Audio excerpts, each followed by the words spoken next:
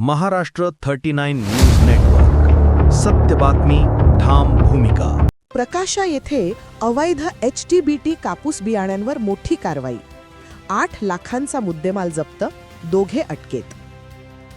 शहादा तालुक्यातील प्रकाशा येथे कृषी विभागाने धडक कारवाई करत अवैध HTBT कापूस बियाण्यांचा मोठा साठा उधळून लावला आहे. गुजरातमधून बेकायदेशीररित्या आणून विक्रीसाठी ठेवण्यात आलेली ही बोगस बियाणे जप्त करण्यात आली असून या प्रकरणी दोघांना अटक करण्यात आली आहे. कृषी विभाग आणि शहादा पोलिसांनी संयुक्तरित्या केलेल्या या कारवाईत तब्बल 8 लाख रुपयांचा मुद्देमाल जप्त करण्यात आला.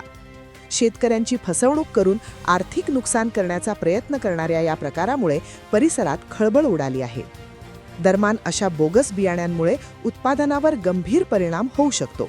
त्यामुळे शेतकऱ्यांनी केवळ अधिकृत विक्रेत्यांकडूनच बियाण्यांची खरेदी करावी असे आवाहन कृषी विभागाकडून करण्यात आले आहे. महाराष्ट्र 39 न्यूज नेटवर्कसाठी रईसभाई शेख, शहादा.